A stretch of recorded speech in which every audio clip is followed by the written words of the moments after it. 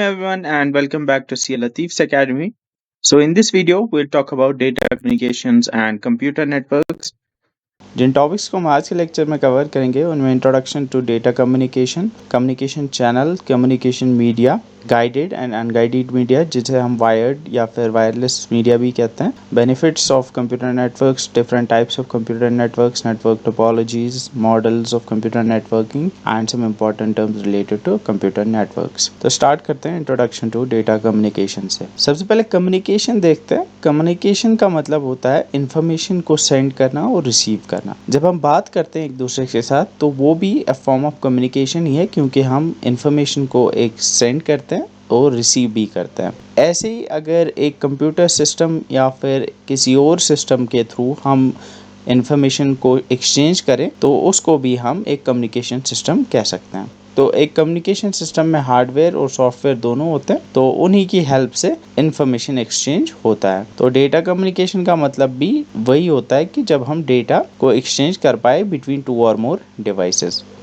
जो डेटा एक जगह से दूसरी जगह जाता है या फिर जो डेटा एक्सचेंज होता है वो सिग्नल्स की फॉर्म में होता है। फॉर एग्जांपल, अगर आप मोबाइल फ़ोन पे किसी से बात कर रहे हो तो जो आप बात कर रहे हो वो कन्वर्ट होती है पहले एक सिग्नल में, जो कि इलेक्ट्रोमैग्नेटिक सिग्नल होती है। वही सिग्नल जाके उस जिससे आप बात कर रहे हो उसके फ़ोन तक पहुँचती है और वहाँ पर फिर वो सिग्नल कन्वर्ट हो जाती है फिर से वॉइस सिग्नल में। तो जो डेटा कम्युनिकेशन है वो सिग्नल्स के थ्रू होता है। अब सिग्नल्स की अगर हम बात करें तो 3 टाइप्स के सिग्नल्स हो सकते हैं। First is digital, second is analog and third is hybrid. Digital signal का मतलब ऐसी सिग्नल होती है जिसमें डेटा के सिर्फ 2 ही वैल्यूज़ हो सकते हैं। फॉर एग्जाम्पल, यहाँ पे आप देख सकते हो कि यहाँ पे या तो 1 वैल्यू है या फिर 0 वैल्यू है। तो ऐसा डेटा या फिर ऐसी सिग्नल जिसमें डेटा के सिर्फ 2 ही वैल्यू हो सकते हैं उसको हम कह सकते हैं डिजिटल सिग्नल। और second type is analog signal. ये ऐसी सिग्नल होती है जिसमें कंटिन्यूअस वैल्यूज़ हो सकते हैं। फॉर एग्जाम्पल, यहाँ पे आप देख सकते हो, यहाँ पे से 1 वैल्यू है, यहाँ पे 0 पॉइंट समथिंग वैल्यू है, यहाँ पे 0 पॉइंट कुछ और वैल्यू है, यहाँ पे 0.2 वैल्यू है, यहाँ पे कुछ और वैल्यू है। तो आप देख सकते हो कि कॉन्टिन्यूअस वैल्यूज़ हैं बिटवीन 0 एंड 1, या कॉन्टिन्यूअस वैल्यूज़ हो सकते हैं किसी भी 2 वैल्यूज़ के बीच में, या फिर 2 वैल्यूज़ के बीच में कोई भी वैल्यू आ सकती है। तो ऐसी सिग्नल को हम एनालॉग सिग्नल कह सकते हैं। जैसे हमारी वॉइस है, आप ये मान सकते हो ये एक वॉइस सिग्नल ही है। यहाँ पे मैं कभी मेरी बात जो है वो ऊंची आवाज़ में होती है तो उसकी वैल्यू ज़्यादा आएगी, कभी धीमी आवाज़ में आती है तो तब वैल्यू कम होती है। तो इस टाइप की सिग्नल को हम एनालॉग सिग्नल कहते हैं। Third type is hybrid signal. Hybrid signal ऐसी सिग्नल होती है जिसमें दोनों एनालॉग और डिजिटल कंपोनेंट्स होते हैं। अब कम्युनिकेशन चैनल पे आता है। कम्युनिकेशन चैनल का मतलब होता है direction of the signal flow. मतलब जो कम्युनिकेशन हो रहा है, मतलब जो सिग्नल जारी है एक जगह से दूसरी जगह, उसकी डायरेक्शन क्या है। तो इसमें 3 टाइप्स है। First is simplex channel. अगर कम्युनिकेशन सिर्फ एक डायरेक्शन में हो रहा हो तो उसको हम कहते हैं सिंप्लेक्स चैनल। सिर्फ एक डायरेक्शन का मतलब है, आपने रेडियो या फिर टेलीविजन देखा होगा तो रेडियो की अगर हम बात करें तो जो रेडियो स्टेशन पे बंदा बोल रहा होता है उसकी मैसेज हम तक पहुंच सकती है, हमारी मैसेज उस तक नहीं पहुंच सकती।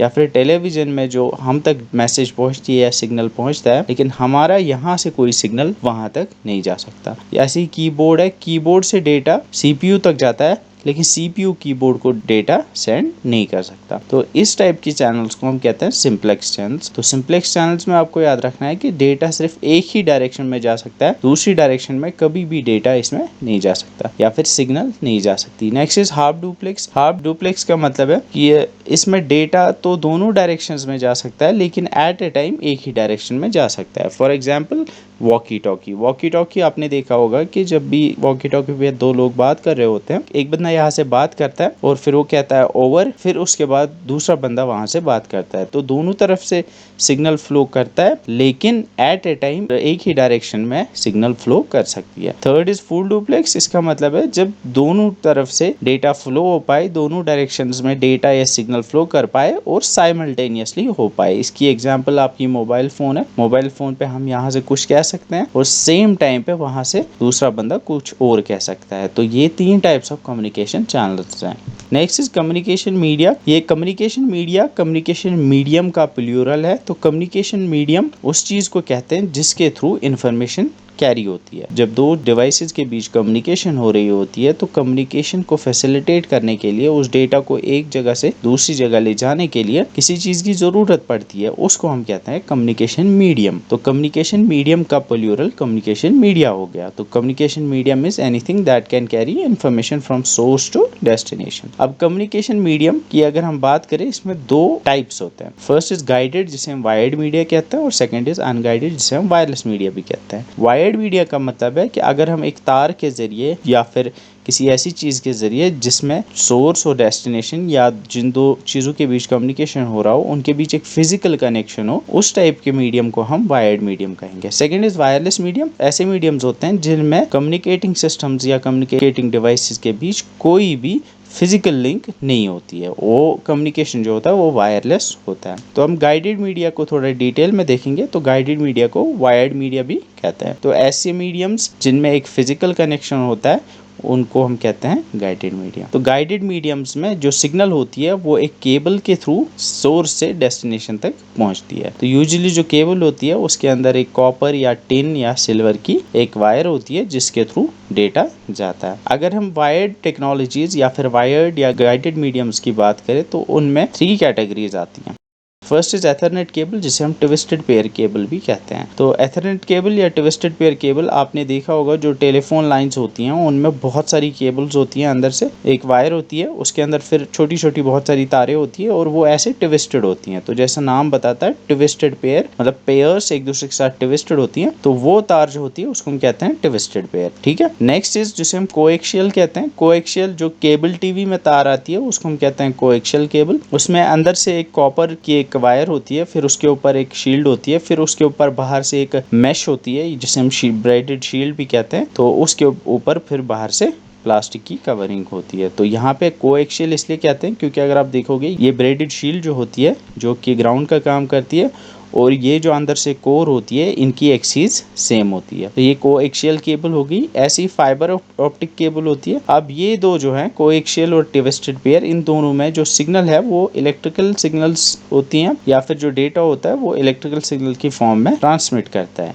लेकिन फाइबर ऑप्टिक केबल में जो डेटा होता है वो लाइट सिग्नल्स की फॉर्म में जाता है। तो यही इसमें आपको अंदर से छोटी छोटी जितनी ह्यूमन हेयर जितना होता है उससे थोड़ी बहुत मोटी वायर्स दिखती हैं, लेकिन वो ग्लास की बनी होती हैं, छोटी छोटी फाइबर्स होती हैं बहुत सारी, उन्हीं के थ्रू लाइट सिग्नल्स ट्रांसमिट करते हैं। तो ये आपको याद रखना है कि जो फाइबर ऑप्टिक केबल होती है इसकी स्पीड सबसे ज़्यादा होती है, बैंडविड्थ सबसे ज़्यादा होती है, इसकी स्पीड 1 Gbps तक हो सकती है। UTP मतलब अनशील्डेड ट्विस्टेड पेयर की 100 Mbps तक स्पीड हो सकती है और जो कोएक्सियल केबल है उसकी 10 Mbps तक स्पीड होती है। तो ये आपको याद रखना है कि सबसे फास्ट इनमें फाइबर ऑप्टिक होती है और सबसे स्लो जो होती है वो कोएक्सियल केबल होती है। तो ये सब चीज़ें इसमें आपको याद रखनी है। नेक्स्ट इज अनगाइडेड मीडिया या जिसे हम वायरलेस मीडियम्स भी कहते हैं। तो वायरलेस मीडिया में हम यूजुअली इलेक्ट्रिकल कंडक्टर्स या वायर्स का यूज़ नहीं करते बल्कि हम इलेक्ट्रोमैग्नेटिक वेव्स का यूज़ करते हैं। इसमें भी हमें 4-5 टाइप्स हैं। First is radio wave transmission. Radio wave transmission में हम रेडियो वेव्स या रेडियो फ्रीक्वेंसीज का यूज़ करते हैं। रेडियो वेव्स की फ्रीक्वेंसी 30 किलोहर्ट्ज से लेके 3 गीगाहर्ट्ज तक होती है, को हम रेडियो फ्रीक्वेंसी ट्रांसमिशन भी कहते हैं। और ये आपको याद रखना है कि ये ओमनी डायरेक्शनल वेव्स होती हैं, ये हर एक डायरेक्शन में फैल जाती हैं। रेडियो वेव्स यूजुअली आपने देखा होगा जिनको यूज किया जाता है, जो आपका रेडियो सेट होता है घर पे, तो उन तक जो सिग्नल पहुंचती है वो रेडियो वेव्स के थ्रू पहुंचती है। Next is microwave transmission. Microwaves भी इलेक्ट्रोमैग्नेटिक वेव्स ही होती है, लेकिन इनकी फ्रीक्वेंसी जो होती है वो रेडियो वेव से ज्यादा होती है। ये 300 गीगाहर्ट्ज तक हो सकती है इनकी फ्रीक्वेंसी। और ये आपको याद रखना है कि ये यूनि डायरेक्शनल होती है, मतलब ये सिर्फ एक ही डायरेक्शन में ट्रेवल करती है, ये ओमनी डायरेक्शनल नहीं होती है। और ये ज्यादातर सेल्यूलर नेटवर्क्स, मतलब आपका मोबाइल फोन जो है जो टावर तक सिग्नल्स भेजता है वो इन्हीं माइक्रोवेव्स के थ्रू भेजता है। या फिर टेलीविजन ब्रॉडकास्टिंग, मतलब जो टेलीविजन तक आपके सिग्नल्स आते हैं, डीडी नेशनल या डीडी कशीर चैनल जो आती है वो माइक्रोवेव ट्रांसमिशन या माइक्रोवेव वेव्स के थ्रू ही आती है। उसके बाद इंफ्रारेड वेव ट्रांसमिशन है। इंफ्रारेड वेव ट्रांसमिशन ये शॉर्ट रेंज कम्युनिकेशंस के लिए यूज होती है और इनकी फ्रीक्वेंसी 300 गीगाहर्ट्ज से 400 टेराहर्ट्ज तक हो सकती है। जो आपके टीवी का रिमोट होता है, तो टीवी का रिमोट जो सिग्नल भेजता है आपके टीवी तक वो इंफ्रारेड वेव्स के थ्रू ही भेजता है। तो इसमें आपको याद रखना है कि इंफ्रारेड वेव्स जो होती हैं ये सॉलिड ऑब्जेक्ट्स को पेनिट्रेट नहीं कर सकती। तो ये आपको पता ही होगा, अगर आप दीवार के बाहर खड़े होंगे और फिर रिमोट से अपने टीवी को सिग्नल कुछ भेजोगे, वो वहां तक नहीं पहुंचेगी क्योंकि ये सॉलिड ऑब्जेक्ट्स को पेनिट्रेट नहीं कर पाती है। Next is satellite communication. Satellite communication usually अगर आपको लॉन्गर डिस्टेंसेस तक डेटा या सिग्नल को पहुंचाना है तो आप सैटेलाइट कम्युनिकेशन का यूज कर सकते हो। तो आपको याद रखना है कि सैटेलाइट कम्युनिकेशन में रेडियो फ्रीक्वेंसीज या रेडियो वेव्स ही यूज होती हैं। तो इनमें क्या होता है कि एक ट्रांसमीटर होता है, वो सैटेलाइट तक रेडियो वेव भेजता है और वो फिर सैटेलाइट उस रेडियो वेव को और दूर तक पहुंचाती है। अब कंप्यूटर नेटवर्क पे आता है। कंप्यूटर नेटवर्क क्या होता है कि दो या दो से ज़्यादा कंप्यूटर्स अगर एक दूसरे के साथ कनेक्ट हो ताकि वो इन्फॉर्मेशन या फिर रिसोर्सेज शेयर कर पाएं, उसको हम कंप्यूटर नेटवर्क कहते हैं। इन्फॉर्मेशन मतलब कुछ भी डेटा हो सकता है, फाइल्स हो सकती हैं जो वो कंप्यूटर्स जो कंप्यूटर नेटवर्क में होंगे वो शेयर कर सकते हैं। रिसोर्सेज का मतलब है कि वो हार्डवेयर शेयर कर सकते हैं। फॉर एग्जाम्पल वो पेरिफेरल जो होते हैं, इनपुट आउटपुट डिवाइसेज, वो सारे शेयर कर सकते हैं। तो इसकी एग्जाम्पल आपको ऐसे समझ आएगी। फॉर एग्जाम्पल एक ऑफिस है जहाँ पे बहुत सारे कंप्यूटर्स हैं लेकिन वहाँ पे प्रिंटर एक ही है, तो हम क्या कर सकते हैं कि उन सारे कंप्यूटर्स को हम उस प्रिंटर के साथ कनेक्ट कर सकते हैं। तो एक नेटवर्क बन जाएगा, फिर हर कोई जो वहाँ पे पीसी होगा वो उस प्रिंटर को यूज कर सकता है। तो हम कह सकते हैं कि एक रिसोर्स था जो शेयर हो गया। तो कंप्यूटर नेटवर्क में हार्डवेयर भी होता है और सॉफ्टवेयर भी होता है, तो बोथ हार्डवेयर और सॉफ्टवेयर से ही कम्युनिकेशन पॉसिबल हो पाता है। तो हार्डवेयर में सबसे पहले तो एक कंप्यूटर्स होते हैं, मतलब जिन्हें हम नोड्स कहते हैं, जो कि कनेक्टेड होते हैं, और इसके अलावा भी कुछ डिवाइसेस होती हैं, लाइक आप आगे देखोगे रिपीटर्स होते हैं, वहाँ पे हब्स होते हैं या स्विचेस होते हैं, राउटर्स होते हैं, तो वो हार्डवेयर में आते हैं। इसके अलावा कुछ सॉफ्टवेयर आते हैं, इनमें फॉर एग्जाम्पल अगर आपको एक नेटवर्क के साथ कनेक्ट होना है, तो फॉर एग्जाम्पल इंटरनेट के साथ कनेक्ट होना है, तो इंटरनेट भी एक नेटवर्क ही है, तो उसके लिए आपको एक स्पेशल सॉफ्टवेयर जिसे हम ब्राउजर कहते हैं उसकी ज़रूरत पड़ती है। ऐसे ही जो अंदर डिवाइसेस होते हैं, फॉर एग्जांपल राउटर्स होते हैं या स्विचेस होते हैं, उनके ऊपर भी कुछ सॉफ्टवेयर इंस्टॉल्ड होते हैं, तभी जाके एक कंप्यूटर नेटवर्क के अंदर कम्युनिकेशन हो सकती है। तो कंप्यूटर नेटवर्क के बेनिफिट्स क्या है? फर्स्ट इज कि आप फाइल्स शेयर कर सकते हो, ये आप बड़ा आसान है, ये आपको समझ आ गया होगा। नेक्स्ट इज हार्डवेयर शेयरिंग, आप हार्डवेयर शेयर कर सकते हो। ऑलरेडी इसकी एग्जांपल मैंने दी कि आप प्रिंटर शेयर कर सकते हो, स्कैनर्स, या आप CD रोम या हार्ड ड्राइव भी शेयर कर सकते हो। मतलब एक ही हार्ड ड्राइव होगी, उसके ऊपर बहुत सारे कंप्यूटर्स उसके साथ कनेक्ट करके उसमें अपना डेटा सेव कर सकते हैं। ऐसी एप्लीकेशन शेयरिंग, इसका मतलब है कि कोई सॉफ्टवेयर होगा वो किसी एक कंप्यूटर के ऊपर होगा जिसे हम सर्वर कह सकते हैं, तो बहुत सारे और नोड्स या बहुत सारे और कंप्यूटर्स जिन्हें हम क्लाइंट्स कहते हैं, वो उस सर्वर के साथ कनेक्ट हो सकते हैं और उस एप्लीकेशन को रन कर सकते हैं। ऐसे यूजर कम्युनिकेशन ये आसान है। इसका मतलब है कि आप कम्युनिकेट कर सकते हो एक कंप्यूटर नेटवर्क के अंदर, आप मैसेजेस भेज सकते हो ईमेल्स के थ्रू, या आप वीडियो कॉन्फ्रेंसिंग के थ्रू वीडियो डेटा या फिर ऑडियो डेटा भेज सकते हो। Next is types of computer networks. अब कंप्यूटर नेटवर्क से डिफरेंट टाइप्स हैं based on size. First is LAN which stand for local area network. एक छोटा नेटवर्क जो यूजुअली एक बिल्डिंग के अंदर या एक ऑर्गेनाइजेशन के अंदर होता है, और यूजुअली ये 1 किलोमीटर के अंदर होता है। तो एक ऐसा नेटवर्क जो यूजुअली 1 किलोमीटर सर्कमफ्रेंस के अंदर होता है, या फिर ये कुछ बिल्डिंग्स के अंदर हो सकता है, तो इस टाइप के नेटवर्क को हम लैन कहते हैं। तो लैन एक छोटे से जियोग्राफिकल एरिया, लाइक एक घर के अंदर या एक बिल्डिंग के अंदर या कुछ एक स्कूल के अंदर होता है। तो लैन में आपको याद रखना है कि लैन यूजुअली इसको एक पर्सन या फिर एक ऑर्गेनाइजेशन हैंडल करती है। तो लैन आपको याद रखना है कि लैन में 2 टाइप की टेक्नोलॉजीज यूज होती है। First is Ethernet and second is token ring. तो एथरनेट में आपको याद रखना है कि एक पर्टिकुलर नेटवर्क टोपोलॉजी जिसे हम बस टोपोलॉजी कहते हैं वो यूज होती है, और टोकन रिंग में रिंग टोपोलॉजी यूज होती है। तो लैन की एग्जाम्पल अगर आप देखोगे, लैन की एग्जाम्पल में फॉर एग्जाम्पल अगर आपका कॉलेज होगा तो कॉलेज में जितने भी कंप्यूटर्स होंगे वो एक दूसरे के साथ कनेक्टेड होते हैं, तो उसको हम लैन कह सकते हैं। या आपने कभी लैन गेमिंग भी की होगी तो उसे हम लैन कह सकते हैं। इसके बाद वैन है। वैन stand for wide area network. ये बड़ा नेटवर्क होता है, यूजुअली एक लैन से बड़ा होता है, एक बड़े जियोग्राफिकल एरिया के ऊपर होता है। तो इसकी एग्जांपल इंटरनेट दे सकते हैं हम। इंटरनेट एक वैन ही है क्योंकि ये पूरी दुनिया के ऊपर फैला हुआ है। तो वैन यूजुअली बहुत सारे लैन्स मिलके वैन बनाते हैं, और वैन में आपको याद रखना है कि डिफरेंट राउटर्स, बहुत सारे राउटर्स यूज होते हैं जो कि डिफरेंट लैन्स को कनेक्ट करते हैं। तो अगर आपकी कोई लैन है और आप चाहते हो कि एक वैन के साथ कनेक्ट करना चाहते हो, वैन मतलब अगर इंटरनेट है फॉर एग्जांपल, अगर अपनी लैन को आप इंटरनेट के साथ कनेक्ट करना चाहते हो तो आपको एक राउटर की ज़रूरत पड़ती है। तो इंटरनेट की तरह ही जो ज़्यादातर वैन्स होती हैं वो उनको कोई ऑर्गेनाइजेशन ओन नहीं करता, रादर वो एग्जिस्ट करती है अंडर डिस्ट्रीब्यूटेड ओनरशिप, मतलब कोई एक ओनर नहीं होता, सब ओनर्स होते हैं। और वैन में जो टेक्नोलॉजीज आती हैं उनमें ATM, frame relay and X2.5 जैसी टेक्नोलॉजीज आती हैं। इसके बाद मैन है, man stand for metropolitan area network. तो आप मान सकते हो कि मैन जो होती है ये लैन से बड़ी होती है और वैन से छोटी होती है। ये यूजुअली एक सिटी या टाउन के अंदर एक नेटवर्क होता है। इसकी एग्जांपल केबल टीवी नेटवर्क होती है, क्योंकि जो एक सिटी के अंदर जो केबल टीवी होती है वो सारे कनेक्टेड होते हैं अब जो उस केबल टीवी का जो ऑफिस होगा उसके साथ, तो वो एक नेटवर्क बनाते हैं। उस नेटवर्क को मैन कह सकते हैं। और मैन में यूजुअली कोएक्सियल केबल्स या फाइबर ऑप्टिक केबल्स यूज होती हैं। इसके बाद पैन है, pen stand for personal area network. ये एक ऐसा नेटवर्क होता है जो यूजुअली एक पर्सन यूज करता है। फॉर एग्जाम्पल आप घर पे अपना कंप्यूटर चला रहे हो, आपके कंप्यूटर में ब्लूटूथ कनेक्टेड है एक ब्लूटूथ स्पीकर के साथ, आपका मोबाइल फोन भी कनेक्टेड है अपने आपके कंप्यूटर के साथ, तो ये एक छोटा मोटा नेटवर्क बन गया जिसे हम पर्सनल एरिया नेटवर्क कह सकते हैं। तो पैन में जो टेक्नोलॉजीज यूज होती हैं वो यूजुअली ब्लूटूथ है, वायरलेस USB, Z-Wave और ZigBee जैसी टेक्नोलॉजीज यूज होती हैं। अब कुछ नेटवर्क डिवाइसेस पे आते हैं। तो ऑलरेडी मैंने बताया आपको कि एक कंप्यूटर नेटवर्क में अगर कम्युनिकेशन पॉसिबल बनाना है तो इसमें कुछ नेटवर्क डिवाइसेस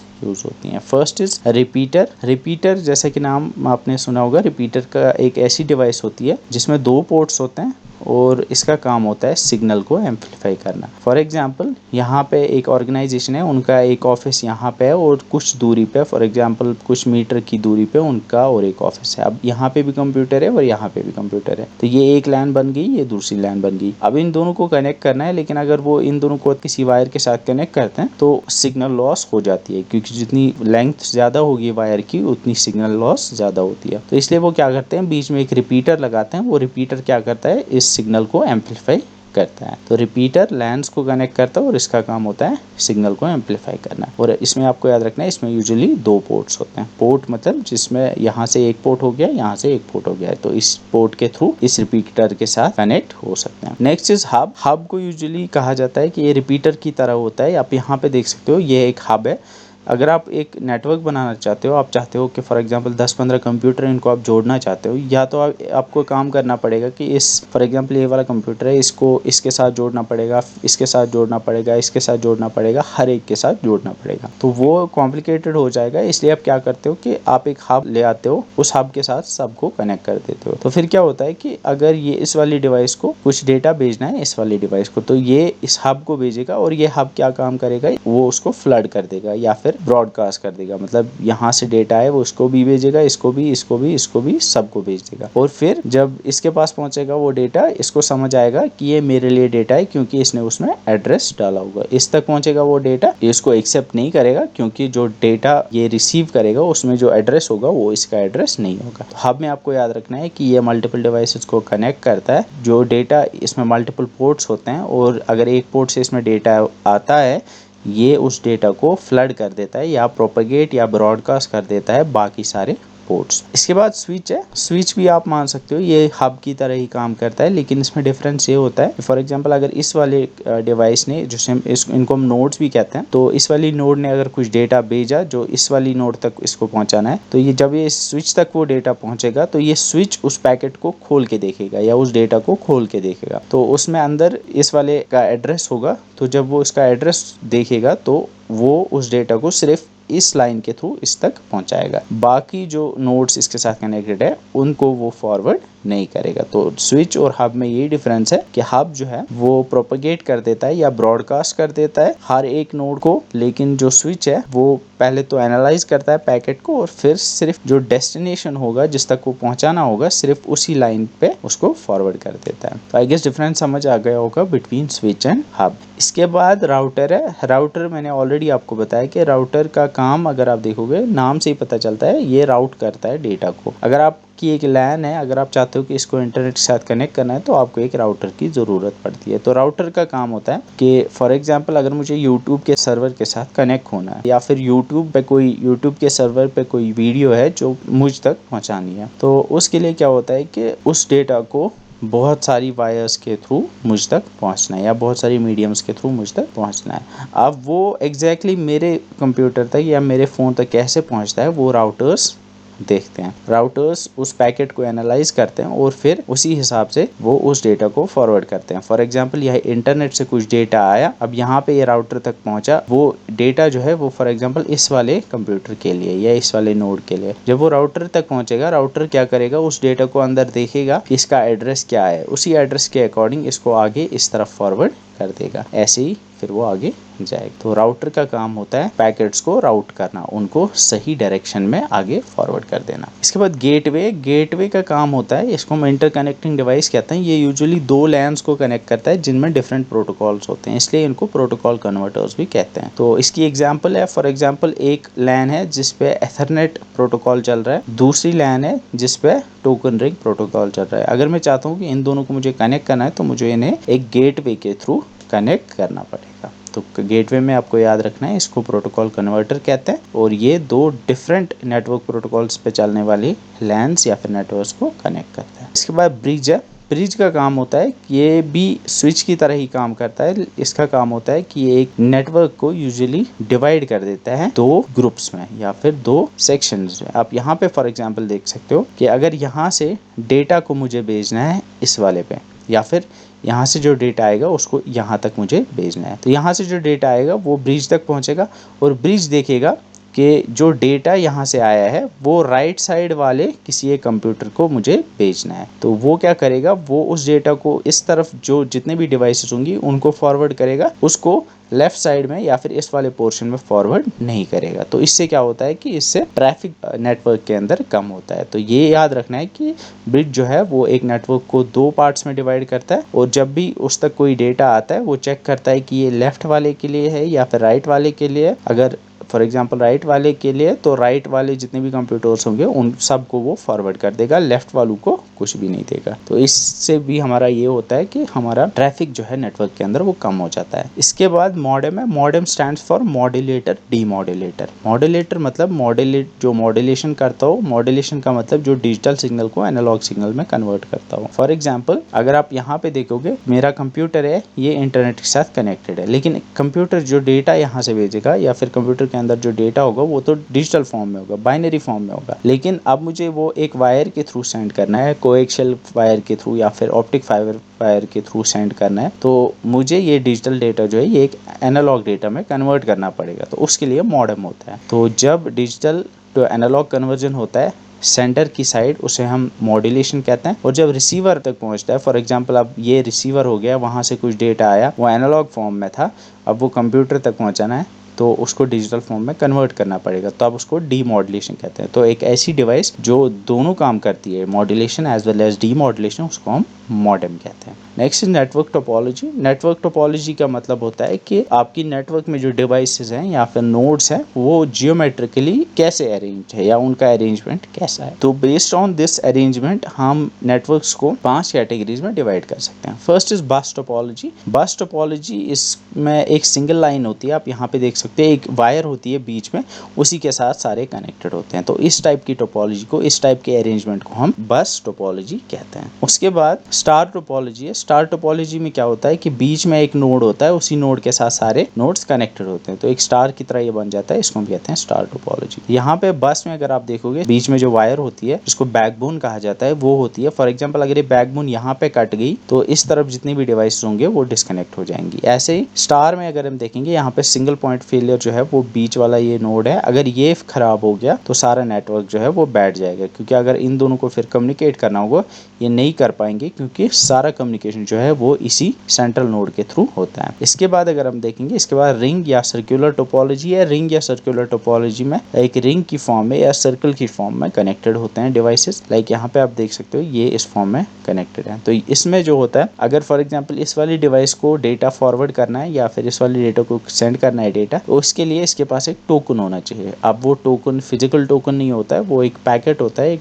डेटा होता है कुछ जो इसके पास होगा। जब वो इसके पास होगा तभी जाके वो डेटा सेंड कर सकता है। तो जब इसके पास टोकन होगा ये डेटा सेंड करेगा, तब इसको जितना डेटा सेंड करना था वो खत्म हो गया। अब वो क्या करेगा, उस टोकन को पास करेगा, इस वाले को देगा। ऐसे ही जो टोकन है वो पास होगा, तो जिसके पास टोकन होगा वही डेटा सेंड करेगा। इसके बाद मैश टोपोलॉजी है। मैश टोपोलॉजी में आपको याद रखना है, इसको हम कंप्लीटली इंटरकनेक्टेड टोपोलॉजी भी कहते हैं, क्योंकि इसमें हर दो कंप्यूटर्स के बीच एक कनेक्शन होती है। मतलब इसका कनेक्शन हर एक कंप्यूटर के साथ होगा, ऐसे ही इसका कनेक्शन हर एक कंप्यूटर के साथ होगा। तो इसमें अगर कोई वायर कट गई तो सिर्फ उन दो के बीच जो है कम्युनिकेशन नहीं हो सकता, बाकी जो सारा नेटवर्क है वो नॉर्मली फंक्शन करेगा। इसके बाद ट्री टोपोलॉजी है। ट्री टोपोलॉजी इन्वर्टेड ट्री की शक्ल में होता है। लाइक यहाँ पे आप देख सकते हो, ऊपर ये 3 नोड्स है और ये नीचे एक नोड के साथ कनेक्टेड है। ऐसे ही इस तरफ 3 नोड्स हो सकते हैं और वो एक नोड के साथ कनेक्टेड हो सकते हैं। फिर ये 2 नोड्स, ये वाला नोड और ये वाला नोड एक नोड के साथ कनेक्टेड हो सकते हैं। तो जैसे ट्री होता है उसमें मल्टीपल ब्रांचेस होते हैं, एग्जैक्टली वैसे ही यहाँ पे भी डिवाइसेस या फिर नोड्स हम इन्हें कहते हैं कनेक्टेड होते हैं। इसके बाद हाइब्रिड है। हाइब्रिड में यहाँ पे आप देख सकते हो, यहाँ पे ये स्टार टोपोलॉजी है, यहाँ पे रिंग टोपोलॉजी है, यहाँ पे बस टोपोलॉजी है। तो ऐसी टोपोलॉजी जिसमें सारी टोपोलॉजीज होंगी या फिर मल्टीपल टोपोलॉजीज होंगी उसको हम हाइब्रिड टोपोलॉजी कहते हैं। इसके बाद मॉडल्स ऑफ कंप्यूटर नेटवर्किंग है। अब कंप्यूटर नेटवर्किंग की अगर हम बात करें तो 2 मॉडल्स यूजुअली होते हैं। First is peer to peer network and second is client server network. तो पीयर टू पीयर नेटवर्क आप ऐसे समझ सकते हो कि सारे जो नेटवर्क में नोड्स होते हैं या डिवाइसेस होती हैं या कंप्यूटर्स होते हैं वो सेम होते हैं, कोई भी इनमें से स्पेशल नहीं होता है। फॉर एग्जांपल इसमें क्या हो सकता है कि ये वाला नोड जो है ये कभी इसको डेटा सेंड कर सकता है, या फिर ये वाला जो है ये कभी इसको डेटा सेंड कर सकता है, या इस वाले को कभी जरूरत पड़ सकती है इसकी, या इसको इसकी जरूरत पड़ सकती है। तो सब आप मान सकते हो कि एक दूसरे को सर्व करते हैं, ठीक है। तो इस टाइप के नेटवर्क को, इस टाइप के नेटवर्क मॉडल को हम पेयर टू पेयर मॉडल कहते हैं। इसकी एग्जांपल अगर आपने टॉरेंट कभी यूज किया होगा तो टॉरेंट में क्या होता है कि फॉर एग्जांपल जितने भी टॉरेंट के साथ कनेक्टेड होते हैं कंप्यूटर्स, फॉर एग्जांपल यहाँ पे मेरे पास कोई एक फाइल है, तो जब मैं इस टॉरेंट के साथ या इस टॉरेंट नेटवर्क के साथ कनेक्ट होता हूँ तो मैं वो फाइल जो है वो अवेलेबल हो जाती है सबके लिए। अब ये मुझसे मांग सकता है फाइल, ये मुझसे वो फाइल मांग सकता है, सब ये फाइल मुझसे मांग सकते हैं। ऐसी इसके पास कोई फाइल होगी तो हर कोई जो नेटवर्क में होगा वो उससे वो मांग सकता है, तो कोई भी इसमें स्पेशल नहीं होता है। इसके बाद क्लाइंट सर्वर है। क्लाइंट सर्वर में एक सेंट्रल नोड होता है जिसे हम सर्वर कहते हैं। तो जो क्लाइंट्स होते हैं वो उसके साथ कनेक्टेड होते हैं, वो यूजुअली वो उसको रिक्वेस्ट सेंड करते हैं, ठीक है। तो वो उसको रिक्वेस्ट सेंड करते हैं। तो फॉर एग्जाम्पल ये यूट्यूब का सर्वर है, ठीक है, इस पे वीडियोज़ हैं। अब बाकी जितने भी कनेक्टेड हैं इसके साथ, जितने भी डिवाइसेस जिन पे youtube.com या फिर यूट्यूब की एप्लीकेशन है वो क्लाइंट्स हो गई।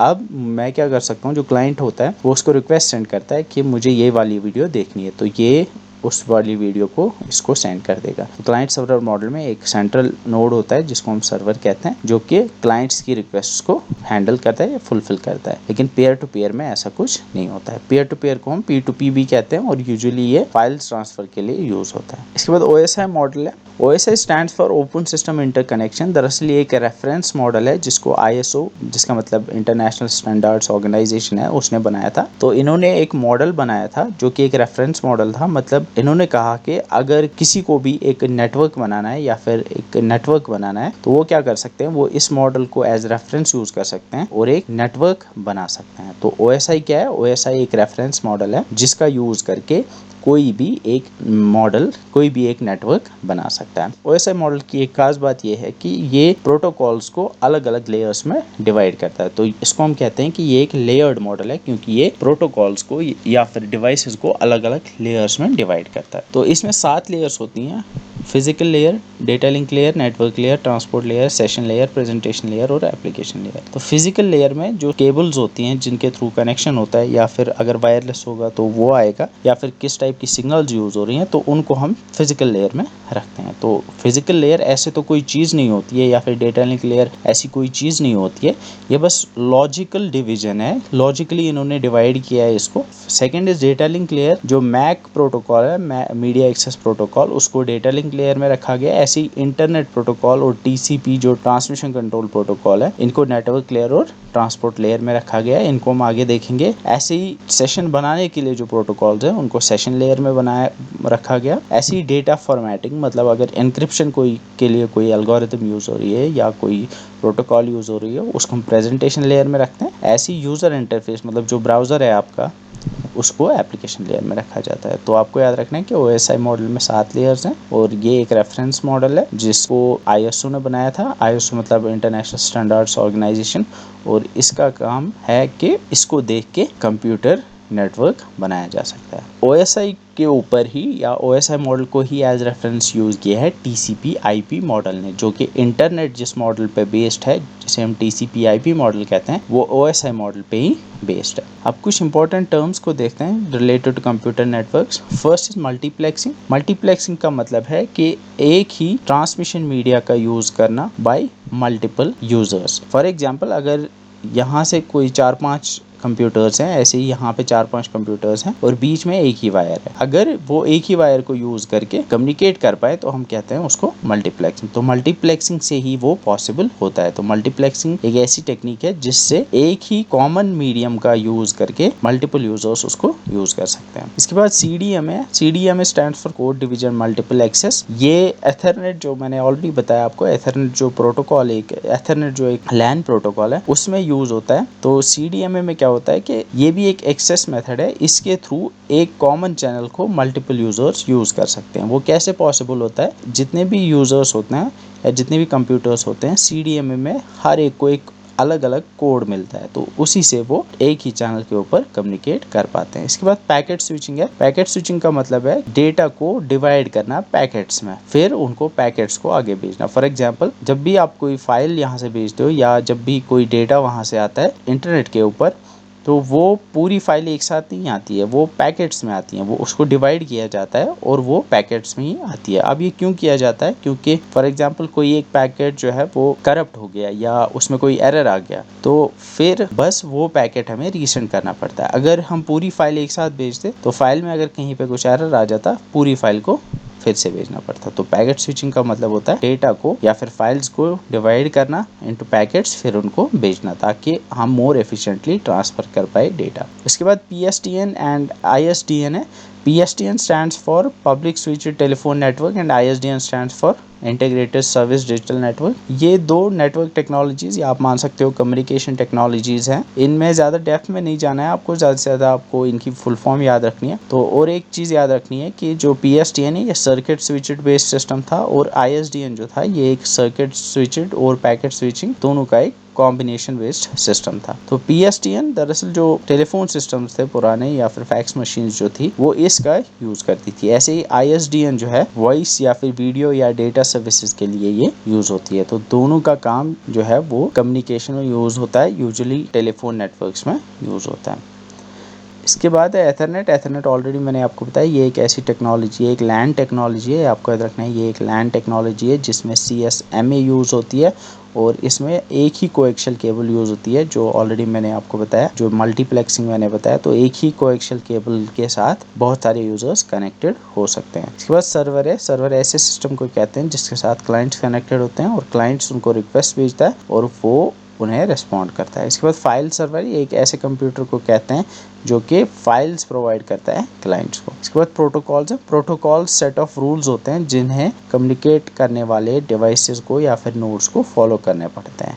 तो protocols are set of rules जिन्हें नेटवर्क के अंदर नोड्स को फॉलो करना पड़ता है। उसके बाद ब्लूटूथ है। ब्लूटूथ एक वायरलेस टेक्नोलॉजी है जिसके थ्रू आप डेटा सेंड कर सकते हो ओवर शॉर्ट डिस्टेंसेस, या फिर जिसके थ्रू आप पर्सनल एरिया नेटवर्क बना सकते हो। बैंडविड्थ, बैंडविड्थ का मतलब है कि आप कितना डेटा सेंड कर सकते हो। तो हर एक चैनल या फिर हर एक मीडियम की एक बैंडविड्थ होती है। तो बैंडविड्थ से हम मेजर कर सकते हैं कि कितना डेटा हम इसके थ्रू सेंड कर सकते हैं। इसके बाद थ्रूपुट है। थ्रूपुट का मतलब होता है कि एक्चुअल में कितना डेटा हम सेंड करते हैं। तो बैंडविड्थ हमें बताता है कि कितना डेटा हम सेंड कर सकते हैं। तो थ्रूपुट होता है कि फिर बाद में एक्चुअली हम कितना डेटा सेंड कर पाते हैं। तो बैंडविड्थ से हमें थ्योरेटिकली पता चलता है कि कितना डेटा हम फास्ट सेंड कर सकते हैं, और थ्रूपुट से हमें पता चलता है कि एक्चुअल में प्रैक्टिकली हम कितना फास्ट डेटा सेंड कर पा रहे हैं। So with this we come to the end of the first part. Now we'll do MCQs. Start करते हैं, कुछ प्रीवियस ईयर क्वेश्चंस हैं. So the first question is from panchayat account assistant paper and it says what does W stand for. W की full form बतानी है. बड़ा basic सा question है, आपने पढ़ा होगा और आपको पता भी होगी. डब्ल्यू की full form world wide web होती है. तो option 3 is the correct option. Next, what is the full form of VPN with respect to networking. ये क्वेश्चन भी पीए के पेपर में आया था और हमें वीपीएन की फुल फॉर्म बतानी है. वीपीएन आपने यूज किया होगा और वीपीएन की full form virtual private network होती है. तो VPN stands for virtual private network. So option number 2 is the correct option. Next, a modem must be connected between the CPU and printer, phone line, register और monitor. हमें बताना है कि modem जो है वो आपकी सीपीयू और किसके बीच में लगता है. मॉडेम क्या होता है? मॉड्यूलेटर, डीमॉड्यूलेटर को कहते हैं. इसका काम होता है जो इंटरनेट कनेक्शन आपके घर तक आता है वाया सम वायर, वो मॉडेम में लगती है और मॉडेम से एक वायर आती है जो आपके कंप्यूटर तक लगती है. तो इसका काम होता है कि बाहर से जो सिग्नल्स आते हैं वो इलेक्ट्रिकल फॉर्म में आते हैं या फिर लाइट की फॉर्म में आते हैं. तो वो एनालॉग सिग्नल्स होते हैं और वो एनालॉग सिग्नल्स कन्वर्ट होते हैं इनटू डिजिटल फॉर्म जो कि आपके कंप्यूटर तक आते हैं. तो उनको एनालॉग से डिजिटल फॉर्म में कन्वर्ट करने का काम मॉडेम करता है, या फिर जब यहां से सिग्नल जाती है तो डिजिटल से एनालॉग में कन्वर्ट करने का काम मॉडेम करता है. तो अब मॉडेम कहां पे लगता है? मॉडेम आपके कंप्यूटर और जो फोन लाइन बाहर से आती है जिसके थ्रू इंटरनेट आता है, इन दोनों के बीच में लगता है. तो यहाँ पे सेकंड ऑप्शन जो है phone line is the correct option. Next is which of following hardware device is used to get internet connection that enables a computer to transmit data over telephone और केबल लाइंस. कौन सी device का use करके आप internet connection ले सकते हो? Browser, printer, modem या फिर कीबोर्ड. सेम क्वेश्चन है.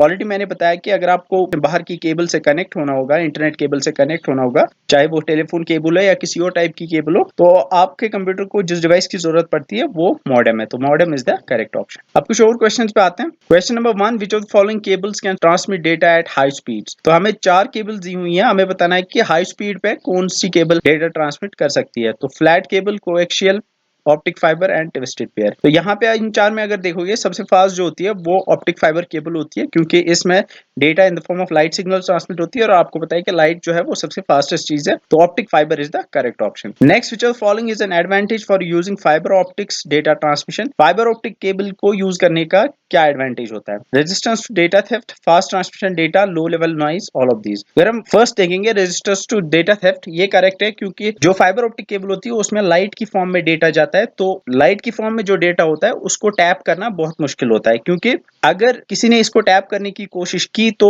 उसको खतरा रहता है कि वो फाइबर जो है वो कट सकती है. अगर इसके मुकाबले कोई और केबल होगी, लाइक कॉपर की होती है, जैसे कोएक्सियल केबल होती है, उसको इंटरसेप्ट करना आसान होता है. कोई भी उसको बीच में काट के उसके ऊपर कनेक्ट करके सिग्नल्स को इंटरसेप्ट कर सकता है. तो फर्स्ट ये एडवांटेज होता है. Second is fast data transmission. ये एडवांटेज भी है क्योंकि फास्टेस्ट जो है वो फाइबर ऑप्टिक केबल ही होती है. Third is low level noise. ये भी करेक्ट है क्योंकि इसमें लाइट की फॉर्म में डेटा जाता है और लाइट सिग्नल्स को इंटरफेरेंस के चांसेस बहुत कम होते हैं as compare to electrical signals. तो all of these is the correct option. ये तीनों एडवांटेज होते हैं फाइबर ऑप्टिक केबल को यूज करने के. Next is networking using fibre optic cable is done as.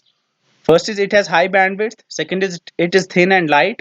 Third is it's not affected by electromagnetic interference, power surges, etc. All of these. तो ये तीनों मैंने बताया. फर्स्ट इज हाई बैंडविड्थ होती है, ये करेक्ट है, तभी जाके हम स्पीड जो है इसकी वो ज्यादा होती है. Second is it is thin and light. हाँ, ये लाइट होती है एंड थिन होती है as compare to other cables. And third, ये मैंने आपको ऑलरेडी बताया कि इसमें इलेक्ट्रोमैग्नेटिक इंटरफेरेंस की कम चांस रहते हैं. तो यहाँ पे all of this is the correct option. Fibre optic cable का हम यूज इसलिए करते हैं क्योंकि ये सारे एडवांटेज हमें मिलते हैं. तो option 4 is the correct option. Next, bandwidth refers to. Bandwidth क्या होती है? The cost of the cable required to implement a WAN.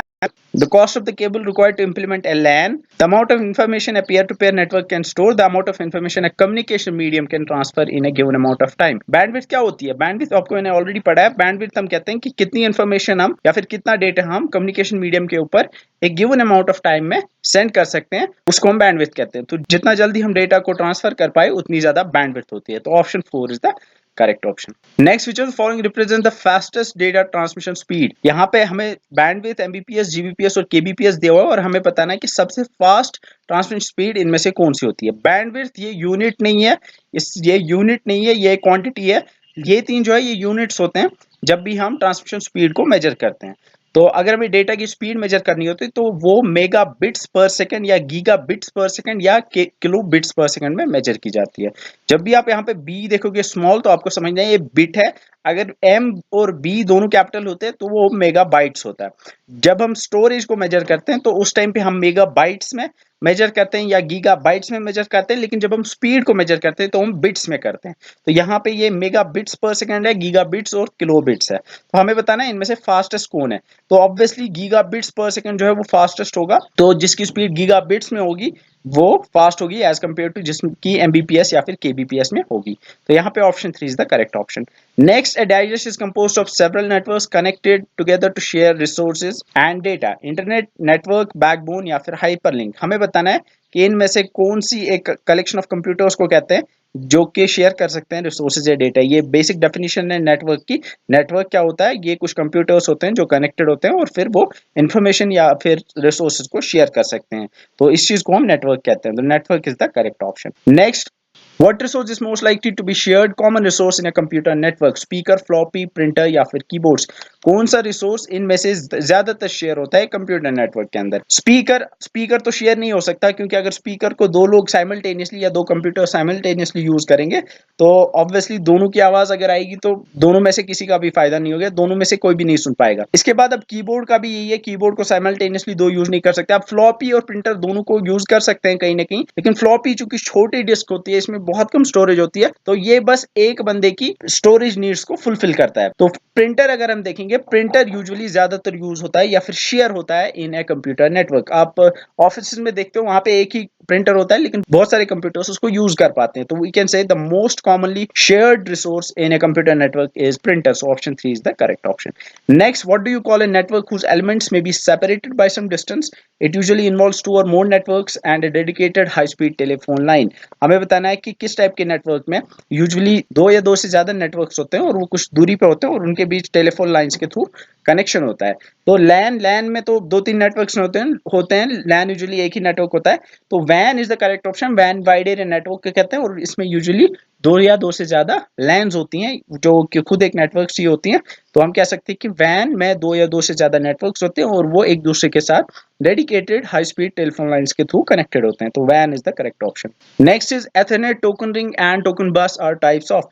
Ethernet, token ring और टोकन बस किसके टाइप्स हैं? तो ये आपको याद रखना है कि एथरनेट या फिर टोकन रिंग या टोकन बस ये लैन के टाइप्स हैं, लोकल एरिया नेटवर्क के टाइप्स हैं। एथरनेट में बस टोपोलॉजी यूज होती है, टोकन रिंग में रिंग टोपोलॉजी यूज होती है और टोकन बस में बस टोपोलॉजी ही यूज होती है। ये थ्री डिफरेंट टाइप्स के लैन्स हैं। लैन्स को आप इन प्रोटोकॉल्स का यूज करके कनेक्ट कर सकते हो। तो option 1 is the correct option. Next is the advantage of a LAN is. LAN का एडवांटेज क्या होता है? Sharing peripherals, backing up your data, saving all your data या accessing the web. Sharing peripherals का मतलब आप इनपुट आउटपुट डिवाइस को share कर सकते हो। ये करेक्ट है क्योंकि हमने अभी देखा कि हम प्रिंटर्स को शेयर कर सकते हैं लैन्स में। तो first is correct. Banking up your data, नहीं, आप अपने डेटा को लैन के ऊपर बैकअप करने के लिए यूज नहीं करते हो। यूजुअली आप इंटरनेट के ऊपर अपने डेटा को बैकअप करते हो, जो कि वैन है। ऐसे ही सेविंग ऑल योर डेटा, आप सेविंग डेटा को सेव करने के लिए भी लैन का यूज नहीं करते हो। ऐसे ही एक्सेसिंग द वेब, इसके लिए आपको वैन की जरूरत पड़ती है। तो option 1 is the correct option. Next is computer connected to a LAN can. जो कंप्यूटर लैन के साथ कनेक्टेड होता है वो क्या कर सकता है? रन फास्टर, वो ज्यादा तेज चलता है, ज्यादा फास्ट चलता है। शेयर इन्फॉर्मेशन और peripherals, go online, email. Same question है। लैन हम इंफॉर्मेशन शेयरिंग या पेरिफेरल शेयरिंग के लिए यूज करते हैं। तो यहाँ पे option 2 is the correct option. Next is what is the use of a bridge in a network. एक नेटवर्क में ब्रिज का क्या यूज होता है? To connect LANs, to separate LANs, to control network speed या ऑल ऑफ द अबव। तो यहाँ पे फर्स्ट ऑप्शन जो है to connect LANs is the correct option, क्योंकि ब्रिज यूजुअली दो लैन्स को कनेक्ट करने के लिए यूज किया जाता है। तो option 1 is the correct option.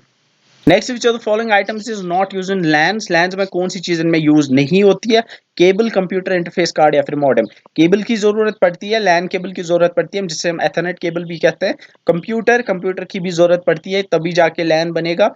Interface card, अब हर एक ऐसा कंप्यूटर जो किसी भी टाइप के नेटवर्क के साथ कनेक्टेड होता है या कनेक्ट होना चाहता है, उसमें एक एनआईसी या नेटवर्क इंटरफेस कार्ड की जरूरत पड़ती है। तो ये तीनों चीजें होनी चाहिए। अब मॉडेम की जरूरत नहीं पड़ती है। अगर आपको इंटरनेट के साथ कनेक्ट होना है तब जाके आपको मॉडेम की जरूरत पड़ती है, क्योंकि मॉडेम जो है ये एनालॉग को डिजिटल या फिर डिजिटल को एनालॉग सिग्नल्स में कन्वर्ट करता है। और इंटरनेट यूजुअली जो फोन लाइन के थ्रू या फिर किसी और केबल के थ्रू आपके घर तक आता है, उसमें सिग्नल एनालॉग होती है, और आपका कंप्यूटर सिर्फ डिजिटल समझता है तो उसको एनालॉग से डिजिटल कन्वर्ट करने के लिए मॉडेम लगता है। लेकिन अगर हम लैन की बात करेंगे, लैन में यूजुअली जो डेटा ट्रांसफर होता है वो डिजिटल फॉर्म में ही होता है, तो वहां पे कन्वर्जन की जरूरत नहीं पड़ती है। तो option 4 is the correct option. You don't require a modem in a local area network. So option 4 is the correct option. Next is dash is the most important powerful computer in a typical network. एक network के अंदर सबसे important या फिर powerful computer कौन सा होता है? Desktop, network client, network server या नेटवर्क स्विच? बड़ा बेसिक सा क्वेश्चन है। नेटवर्क सर्वर जो होता है, ये जो सर्वर होता है एक नेटवर्क के अंदर, वो सबसे पावरफुल होता है क्योंकि सारे क्लाइंट्स उसके साथ कनेक्ट होते हैं, उसको रिक्वेस्ट भेजते रहते हैं, तो उसको प्रोसेस करना पड़ता है उन सब की रिक्वेस्ट और फिर उनको रिजल्ट्स देने पड़ते हैं। तो यहाँ पे option 3 is the correct option. Network server is the correct option. Next is adhesion is an agreement between the communication parties on how communication is to proceed. Path, network, bond या फिर protocol. हमें बताना है कि एक network के अंदर जो कम्युनिकेटिंग पार्टीज होती है, मतलब जिन दो डिवाइसेस के बीच कम्युनिकेशन हो रहा होता है, तो वो उनके बीच एक एग्रीमेंट होती है कि किस तरह से हम कम्युनिकेशन करेंगे, उसको हम क्या कहते हैं। तो ऑलरेडी मैंने आपको पढ़ा है कि जब भी दो डिवाइस को कम्युनिकेट करना पड़ता है तो उन्हें कुछ रूल्स फॉलो करने पड़ते हैं जो वो दोनों फॉलो करते हैं, दोनों के बीच एग्रीमेंट होती है, तो उसको हम प्रोटोकॉल कहते हैं। तो यहाँ पे option 4 is the correct option. Protocol is the agreement between the communicating parties on how communication is to proceed. So option 4 is the correct option. Next is what is the function of a modem? Modem की function क्या है? Modem की full form modulator demodulator होता है, और modulation demodulation का मतलब होता है एनालॉग से डिजिटल और डिजिटल से एनालॉग कन्वर्जन। सो यहाँ पे ऑप्शन 3 जो है converts analog signals to digital signals and vice versa is the correct option. So option 3 is the correct option. Next is hub is associated with a dash dash network. Hub किस type के network में use होता है? जिसमें बस topology होती है, ring topology होती है, स्टार या फिर मैश टोपोलॉजी होती है। तो हब जब आपको मैंने पढ़ाया था तो मैंने इस तरह से आपको बताया था कि बहुत सारे कंप्यूटर्स होते हैं, वो सारे हब के साथ कनेक्टेड होते हैं, उनका एक दूसरे के साथ कनेक्शन नहीं होता है, रादर वो हब के थ्रू ही कनेक्टेड होते हैं। तो अगर आप देखोगे इस तरह से वो कनेक्टेड होते हैं एक हब के साथ। जिस टाइप की आपको टोपोलॉजी दिख रही होगी ये एक स्टार टोपोलॉजी है, तो यहाँ पे star is the correct option. Hub usually star topology में यूज होता है। Option 3 is the correct option. Next is in a ring topology the computer in position of dash can transmit data. Ring topology में जो computer data transmit कर सकता है उसके पास एक चीज होती है, एक उसके पास कोई एक चीज होती है, उसको हम क्या कहते हैं? तो मैंने आपको रिंग टोपोलॉजी पढ़ाया था तो मैंने बताया था कि यहाँ पे बहुत सारे कनेक्टेड होते हैं कंप्यूटर्स एक दूसरे के साथ, तो लेकिन एट अ टाइम इनमें एक ही कंप्यूटर जो है वो डेटा ट्रांसफर कर सकता है। अब वो कौन सा कंप्यूटर हो सकता है? वो ऐसा कंप्यूटर होता है जिसके पास एक टोकन होता है, जिसके पास टोकन होगा बस वो ही कम्युनिकेट कर सकता है या बस वो ही डेटा ट्रांसफर कर सकता है। तो यहाँ पे token is the correct option. Next is in which topology every node is connected to two other nodes. यहाँ पे बताना है कि किस टोपोलॉजी में हर एक नोड हम कंप्यूटर को कहते हैं, हमें बताना है कि किस टोपोलॉजी में हर एक नोड दो अदर नोड्स के साथ कनेक्टेड होता है। तो यहाँ पे अगर आप डिफरेंट टोपोलॉजीज देखोगे, अगर आप स्टार में देखोगे, स्टार में इस सारे जो होते हैं वो एक हब के साथ कनेक्टेड होते हैं, लेकिन अगर आप रिंग देखोगे, रिंग में ये कंप्यूटर जो है ये इसके साथ और इसके साथ कनेक्टेड है, तो दो के साथ कनेक्टेड है। ऐसे ही अगर हम ये वाला देखेंगे, ये इसके साथ और इसके साथ कनेक्टेड है, तो रिंग में हर एक कंप्यूटर दो कंप्यूटर्स के साथ कनेक्टेड होता है। तो यहाँ पे ring is the correct option. Next is which is the most reliable topology. Most reliable कौन सी होती है? मतलब जिसको कम से कम चांस होता है फेल होने का। तो यहाँ पे अगर आप देखोगे सबसे रिलायबल जो है वो मैश टोपोलॉजी है। क्यों? क्योंकि हर दो कंप्यूटर्स के बीच कनेक्शन होता है। अगर कोई भी लाइन फेल होगी, फॉर एग्जांपल ये वाली लाइन फेल होगी, तो बाकी सारे कम्युनिकेट कर पाएंगे, बस ये दो कम्युनिकेट नहीं कर पाएंगे। अगर हम इसको कंपैरिजन करें इसके साथ, तो यहाँ पे अगर बीच में कहीं पे लाइन जो है वो कट गई तो पूरा कम्युनिकेशन जो है वो ठप हो जाएगा, क्योंकि सबका कम्युनिकेशन जो है वो इसी लाइन के थ्रू होता है। या फिर बस में अगर बीच वाली लाइन कट गई तो उससे भी नेटवर्क जो है वो डिस्कनेक्ट हो जाएगा। ऐसे ही अगर स्टार में अगर बीच में हब खराब हो गया, जो सेंट्रल नोड होता है वो खराब हो गया, तो इससे भी नेटवर्क जो है वो बैठ सकता है। तो यहाँ पे सबसे रिलायबल जो होता है वो मैश होता है, क्योंकि इसमें हर कंप्यूटर हर दूसरे कंप्यूटर के साथ कनेक्टेड होता है। तो यहाँ पे option 4 is the correct option. Next is multiplexing involves dash paths and dash channels. Multiplexing में क्या होता है? एक चैनल और एक पाथ होती है, या फिर एक पाथ और मल्टीपल चैनल्स होती है, या फिर मल्टीपल पाथ्स और एक चैनल होती है, या फिर मल्टीपल पाथ्स और मल्टीपल चैनल्स होती है। मल्टीप्लेक्सिंग में आपको पढ़ाया था कि जब मल्टीपल यूजर्स या मल्टीपल डिवाइसेस एक ही कम्युनिकेशन मीडियम का यूज करते हैं, या हम कह सकते हैं कि एक ही पाथ के थ्रू, एक ही वायर के थ्रू मल्टीपल यूजर्स अपना अपना डेटा सेंड कर सकते हैं। तो पाथ तो एक ही होती है, तो यहाँ पे वन पाथ होगा, लेकिन चैनल्स मल्टीपल होती हैं क्योंकि मल्टीपल यूजर्स या फिर मल्टीपल डिवाइस उसके थ्रू डेटा सेंड करते हैं। तो डायरेक्शन ऑफ डेटा मल्टीपल हो सकती है। तो यहाँ पे one multiple is the correct option. So option 2 is the correct option. Multiplexing में एक पाथ होती है और मल्टीपल चैनल्स होती हैं। Next is full form of OSI. OSI model हमने पढ़ा था, ओएसआई मॉडल की full form open systems interconnection होता है। So option 1 is the correct option.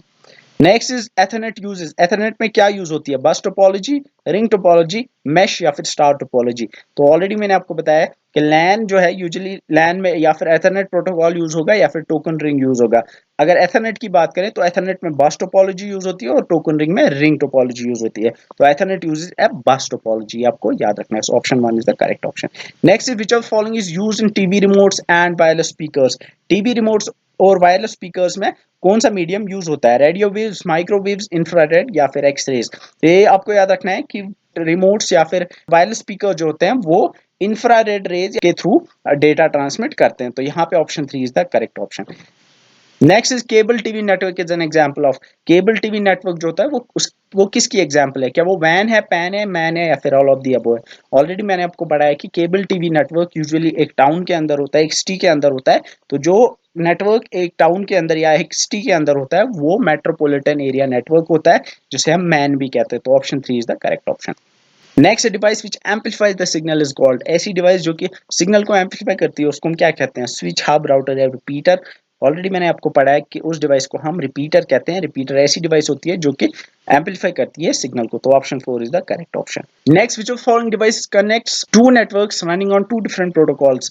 कौन सा डिवाइस इनमें से दो डिफरेंट प्रोटोकॉल यूज करने वाले नेटवर्क्स को कनेक्ट करता है? गेटवे, ब्रिज, हब या फिर राउटर। तो यहाँ पे आपको याद रखना है कि गेटवे ऐसी डिवाइस होती है, ऑलरेडी मैंने आपको पढ़ाया, जो कि टू डिफरेंट प्रोटोकॉल्स पे चलने वाली नेटवर्क्स को कनेक्ट करती है। तो gateway is the correct option. Next is the device responsible for directing packets over the internet so that they can reach there destination is called. ऐसी डिवाइस जो कि जो डेटा आप सेंड करते हो इंटरनेट के ऊपर, उस डेटा को पैकेट्स में डिवाइड किया जाता है, फिर उन पैकेट्स को अपनी डेस्टिनेशन तक पहुंचाने का काम कौन सी डिवाइस करती है? तो ये आपको याद रखना है, वो राउटर होता है।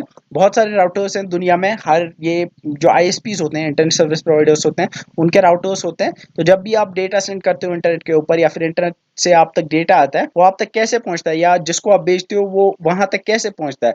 वो इन्हीं राउटर्स के थ्रू पहुंचता है। राउटर्स उनको डायरेक्ट करते हैं। राउटर्स हर एक पैकेट को अपनी डेस्टिनेशन तक पहुंचाते हैं। तो option 4 is the correct option. Next is direct is the amount of data that's actually transmitted between two computers. दो कंप्यूटर्स के बीच जो डेटा ट्रांसफर होता है, जो एक्चुअल डेटा ट्रांसमिशन रेट होती है, एक्चुअल में प्रैक्टिकली जितना डेटा ट्रांसफर होता है उसको हम क्या कहते हैं? बैंडविड्थ, थ्रूपुट, पैकेट रेट या फिर चैनल। यहाँ पे बैंडविड्थ और थ्रूपुट दो ऐसी चीजें हैं।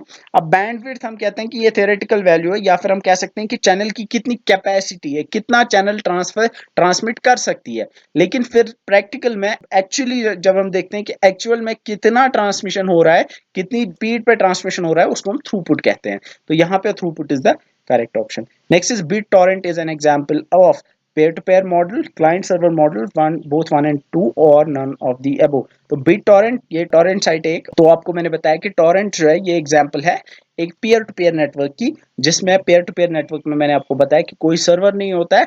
हर एक नोड जो होता है वो उसकी इक्वल कैपेबिलिटी होती है। हर एक नोड डेटा सेंड कर सकता है, हर एक नोड किसी दूसरे से रिक्वेस्ट कर सकता है डेटा के लिए।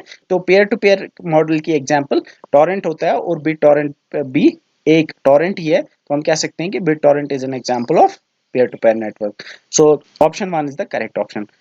So that's it for this video. If you like the session, hit the like button. Following up is lecture number 11 where we'll talk about internet and its services. So see you in that lecture. Till then, bye bye.